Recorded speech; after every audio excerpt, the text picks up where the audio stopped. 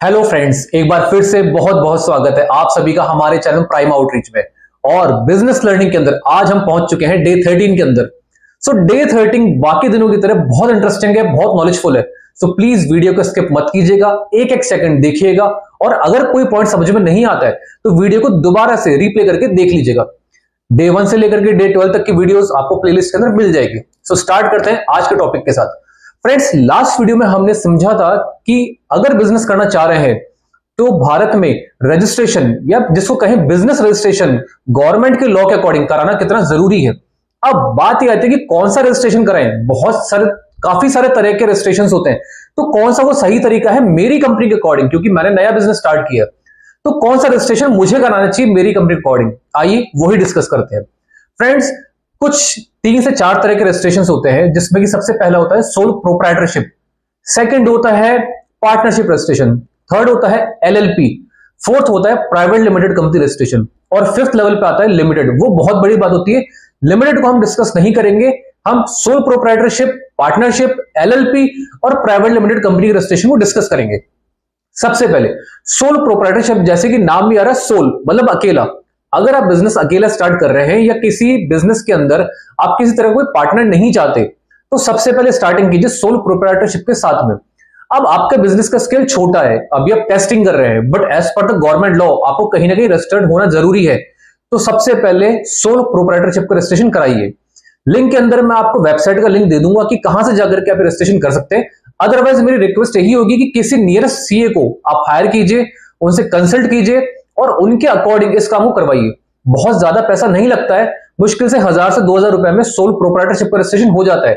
But CA आपको काफी सारी ऐसी गाइडेंस देते हैं जहां पर कि आप कोई भूल चूक करने वाले थे उससे आप सेफ हो जाते हैं।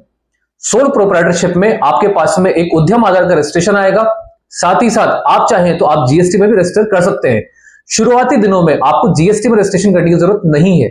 अगर आप एक साल के अंदर, एक फाइनेंशियल ईयर के अंदर 20 लाख तक का सर्विस इंडस्ट्री में काम करते हैं या 40 लाख तक का प्रोडक्ट इंडस्ट्री में काम करते हैं तो आप एग्जेम्प्टेड हैं, आपको टैक्स देने की जरूरत नहीं है।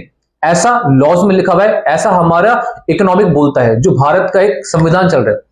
अब आपको लगता है कि मेरा स्केल धीमे धीमे बड़ा हो गया है और मुझे लगता है कि मेरे को काम संभालने के लिए 2 पार्टनर्स की जरूरत है, मेरे साथ में 2 लोग और होने चाहिए, मतलब टोटल हो गए 3 लोग। तो अब आपको जाना चाहिए पार्टनरशिप फर्म में, जहां पर कि लीगली सबके पास में अपने अपने अधिकार होंगे। पार्टनरशिप में जाने का एक अच्छा फायदा यह भी है कि कभी किसी केस में 15 दिन 20 दिन आप नहीं भी हैं तो आपकी एब्सेंस में जो भी लीगल काम होते हैं, जो बैंक के काम है या कोई कॉन्ट्रैक्ट साइन करना है, किसी कंपनी से कोई ऑर्डर मिलने वाला है, किसी वेंडर को कमिटमेंट करना है, कमिटमेंट के बाद में फुलफिल करना है, आप उस बिहाफ में पूरे अधिकार रखते हैं। और एज ए पार्टनर आपके पास में पूरे की पूरे रिस्पॉन्सिबिलिटीज, राइट्स हैं कि आप किसी को भी कोई चीज हैंडओवर कर सकते हैं या टेक ओवर कर सकते हैं। ये चीज प्रोप्राइटरशिप में, अगर आप सोल प्रोप्राइटरशिप है तो आप ही के पास अधिकार है, अगर आप अवेलेबल नहीं है तो वो काम स्टक हो जाएगा। थर्ड चीज आती है दोस्तों एलएलपी, ये होता है लिमिटेड लायबिलिटी पार्टनरशिप। मतलब आपके ऊपर कोई लायबिलिटी तो है, जिम्मेदारी तो है, बट वो एक लिमिट तक है। इस केस में कभी भगवान ना करे अगर आपका बिजनेस लॉस में चला जाता है या आपके ऊपर बहुत सारी लायबिलिटी हो जाती है, अब वो लायबिलिटी चुकाने का एक जो स्तर है वो आपके ऊपर लिमिटेड होता है। ऐसा नहीं है कि आपका घर बेच दिया जाएगा, ऐसा नहीं है कि आपकी प्रॉपर्टी बेच दी जाएगी और वो पैसा रिकवर किया जाएगा। नो डाउट इसके ऊपर काफी सारी लीगल चीजें चलेंगी, आपके ऊपर तारीखें आएंगी, आपको जाना पड़ेगा, बट आपके पास समय रहता है, आपके पास अधिकार है कि आप जाकर के समय लीजिए, वो पैसा, वो डेट चुकाइए, बट आपकी पर्सनल चीजों के ऊपर कोई भी आंच नहीं आएगी। एक चीज दोस्तों मैं और ऐड करता हूं कि सोल प्रोप्राइटरशिप में एक ही इंसान का होना जरूरी है। एक ओनर अगर है तो सोल प्रोप्राइटरशिप में जाइए। 2 या 2 से पार्टनर ज्यादा है या 2 से अधिक पार्टनर्स हैं तो आप पार्टनरशिप में जा सकते हैं। सेम वे एलएलपी के अंदर भी ये कि 2 पार्टनर्स कम से कम होना जरूरी है, उससे ज्यादा पार्टनर्स है तो भी आप एलएलपी के अंदर जा सकते हैं।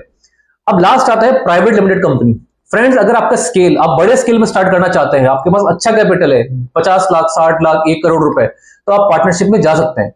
पार्टनरशिप में तब जाइए जब आपका विजन बड़ा है, आपके पास कैपिटल बड़ा है, आप जो बिजनेस स्टार्ट करना चाह रहे हैं उसके ऊपर आपको पूरी क्लैरिटी है, आपके पास स्टेप बाय स्टेप सारे प्रोसेस बने हुए कि मेरा ये डिपार्टमेंट ये काम करेगा, मेरा अकाउंट्स डिपार्टमेंट अकाउंट्स देखेगा, मेरा काम इतना बड़ा होने वाला है कि मेरे को हायरिंग में कम से कम 50 लोगों की जरूरत है, मेरे को सेल्स डिपार्टमेंट में 50 लोग चाहिए, मेरे को अकाउंट्स डिपार्टमेंट में 5 लोग चाहिए, मेरे को फाइनेंस में 5 लोग चाहिए। ऐसे करके आपके पास बहुत बड़ा साइज है, तो आपको सोल प्रोप्राइटरशिप में नहीं जाना चाहिए, आपको डायरेक्टली प्राइवेट लिमिटेड कंपनी में जाना चाहिए। बट होता क्या फ्रेंड्स कि कुछ कंप्लायंसेस प्राइवेट लिमिटेड कंपनी में ज्यादा होते हैं, वह रूल्स एंड रेगुलेशन को फॉलो करने का तरीका अलग होता है। ये सारी चीजों के ऊपर सी आपको गाइड करेंगे। पार्टनरशिप कंपनी के अंदर 2 या 2 से ज्यादा आपको पार्टनर्स चाहिए, बट प्राइवेट लिमिटेड के अंदर भी आपको जो डायरेक्टर्स चाहिए, जो बोर्ड के ऊपर डायरेक्टर वहां पर लिस्टेड होते हैं, 2 कम से कम होने चाहिए और 200 तक डायरेक्टर्स हो सकते हैं। ये तब की बात है जब आपकी कंपनी बहुत बड़ी हो गई है। So friends, step by step वापस से वीडियो को देखिए। अगर कोई स्टेप समझ में नहीं आया तो प्लीज मुझे कमेंट बॉक्स में जरूर मेंशन कीजिए कि आपको क्या पॉइंट समझ में नहीं आया, उसके ऊपर मैं आपको दोबारा से क्लैरिटी दूंगा। किसी और चीज में कोई दिक्कत आती है तो भी आप कमेंट बॉक्स में मेंशन कर सकते हैं। सो आई होप आपको डे 13 की वीडियो समझ में आई होगी। समझ में नहीं आए, वीडियो को दोबारा से रिपीट कीजिए और साथ ही साथ लर्निंग को कंटिन्यू कीजिए। सो फ्रेंड्स, मैं लास्ट में एक ही चीज कहूंगा, keep learning, keep earning and keep growing. मिलते हैं नेक्स्ट वीडियो के साथ, तब तक के लिए धन्यवाद।